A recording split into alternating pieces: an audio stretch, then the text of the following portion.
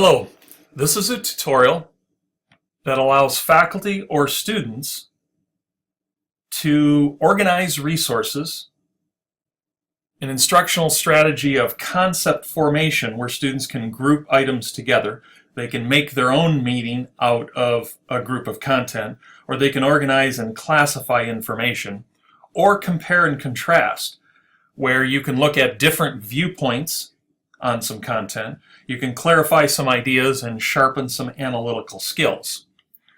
So what we're talking about here is a way to gather a bunch of information and have it easily kind of be sent to you or set aside for you so that you can access it when you have the time to do that. And so what we're talking about here is what's called an RSS feed. An RSS feed allows you to subscribe to content on the web. So what is RSS? A lot of people think it stands for really simple syndication, but really it stands for Rich Site Summary. So RSS feed is a way to subscribe to content on the web. So are there ever any websites that you like to go to all the time, or there's maybe a blog, or there's information out on the web that you find is important to your career, to your profession, to maybe the particular course that you're working on, and it's a great source for current event ideas, something that's going to happen in class? The ability to have this gathered for you, kind of an aggregator approach. It's gathered for you, put in one spot, and then you can access it. So in order to do that, you need an RSS feed reader, and there's a whole bunch of different kinds. I happen to have one that I like that works real well. Because you don't have to download anything. It's a web-based RSS reader. An RSS feed reader is the mailbox where you receive your RSS feeds. So you don't have to visit multiple websites to get that information. Once you have Feedly set up, then you're good to go and you can make that work. Now, again, feedly.com will take you to this page, and then you would log in. There's a number of different ways and processes you can log in. You can log in with your Google account, you can log in with Facebook, Twitter, Windows account, and this is Evernote. So I'm going to log myself in. So this is my RSS feed reader, Feedly. This is my account, and I have a bunch of things over here in the left column. These are all the feeds that I'm currently subscribing to right now, and I have them by category. So there's a business category, an ed tech category, an education, finance, technology, and these are all individual feeds. If I click on any of these items, the particular feeds will pop up. Now there's different ways that you can get to the feeds. I'm in the magazine view. There's also a card view. There's full article view. That makes it a little larger. And then there's title only. If you just wanted to get a list, this is a list of all the feeds that is in this Fast Company RSS feed. I'm going to go back and change it to magazine. I happen to like this particular view, but this is a personal preference. So there's a number of different ways to subscribe to a feed. The first, and probably one of the easier ones, it depends on whether or not the subject works for you, is if you go over here to this search box, you have a bunch of categories. So if you're looking for feeds, if the websites that you normally go to or information that you normally want to access is in the tech area, business, so forth, you have a number of them, but there might not be, there's some more suggestions. What you're looking for might not specifically be in there.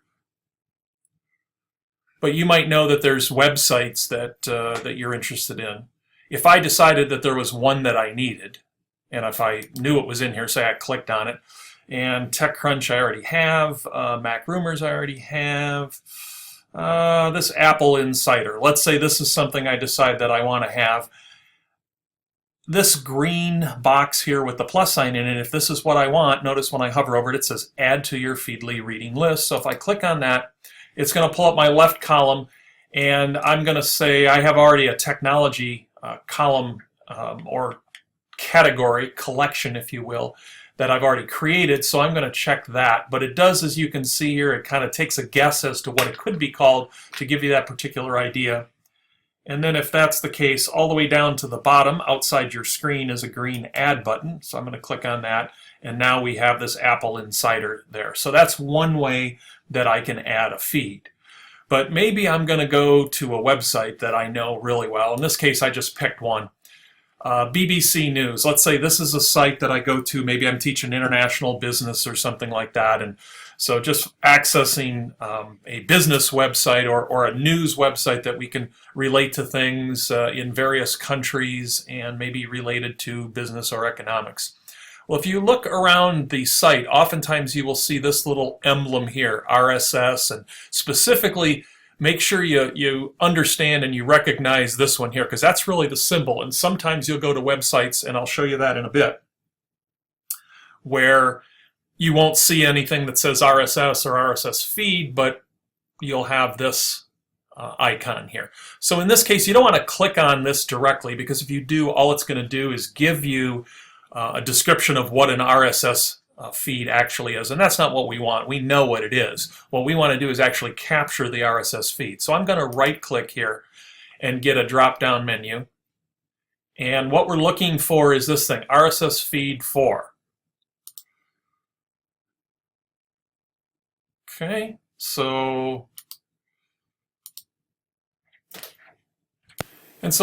that's not really exactly what we want. So what we're going to do here is I'm going to do the drop-down menu again, right-click, and I'm not going to do a copy or any of these other choices. What you want is something that says copy link address. So when I copy the link address, then I have what I need. I can go back to my Feedly. And in this area here up in the top left, I have this add content. And as you can see, it says add new feeds to your Feedly. So I click on that, and all I have to do now is then paste that feed in here. And I will get this particular box. Again, there's that green plus sign.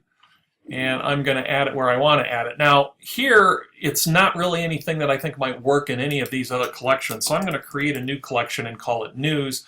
And then again, I'm going to go down to the bottom. I'll bring this down here so you can see it. And there's an Add button down here. And so I'm going to click Add. And now we have a new area here, BBC News Home. And I got to drag this up here. There we go. So, okay, so that's one spot. So let's take a look at another area here, another website. This one's called Verge. And I wanted to point this out. This is a technical website. Got some current trends, what's going on in tech and science and so forth, in a lot of different areas, but it's very much from the perspective of the technical side. Now, over here they have some icons here, and hopefully you remembered this one, because this is the icon that allows you to subscribe to an RSS feed. It's not something that, it doesn't say RSS feed anywhere here like it did on the previous one, but if you know this particular icon again, we're going to right-click and copy link address, and we're going to go into our Explorer, and we're going to go to add content. We're going to paste our link in here, and there's our Verge, and we can add that if we want to add that. So that was something else. But every now and then you run across something where it's like, there's a website. The website is really big. There's lots of content on it. You think, well, God, they got to have a website with an RSS feed piece off of the website. But if you're looking here at this NASA site, I just pulled this up because I happen to know it's set up this way. I don't really see anything here that looks like it's any of those icons. I don't see any language. If you scroll all over the place here, I don't see any language that talks about an RSS feed. But if you find the search box for the website and just type in RSS or RSS feed, okay, you run across that. Now, as you can see, there's a whole bunch of feeds here, whole bunch of them, which is why they don't have just one spot. So I'm going to click on this first one here and take a look. Got a whole bunch of them. Topical news feeds, image of the day. So let's say this is the one that I'm looking for, or education news, whatever it happens to be. I can just click on that, holy cow, look at all that fun stuff. So we don't want to do that. What we want is we want to grab this guy right here. Okay, because that, do a little copy and paste thing there. And now we can bring that back and we can do an add content and put that item in there. And you want to get rid of those parentheses there now. And now we go, NASA images of the day. I can add this. And then I got to determine where I'm going to put it. Maybe I'm going to create a science area. Okay, so I have that. Again, I'm going to lower left. I'm going to click add. And now I have a science area. And I have my image of the day. Now, sometimes you'll get to a site. Let me pull up just another site here. Let's say CNN. I get to CNN. I don't see if they have anything like that. Okay. And, we talked about other ways that you can go do things. There might be some more choices of various ways, and there might be an RSS feed there. But let's say this is a site that you go to often for information, and you'd like to get access to it. If you go back to your home area, you can actually go to this add content directly, and you have search by title, URL, or topic. And so you could put in CNN to see if they have an RSS feed. And so they got a technology one, they have their general one here, CNN.com World. Here's US, top stories, business and financial, CNN Money.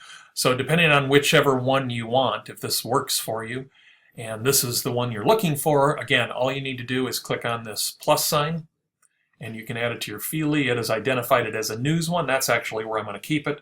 So I'm going to go down and hit add content, and I'm good to go. All right, so we've talked about a number of different things that you can do with it, how it works, how you add individual feeds in a number of different types of ways. There are other types of web-based RSS feed readers. Feedly is one that works real well. Feedly also has an app for mobile devices for the iPhone side of things, the Apple product side, but there are also Windows web-based ones, and there's items for Droids if you're in an Android operating system and you want to have yours. They all kind of work the same way.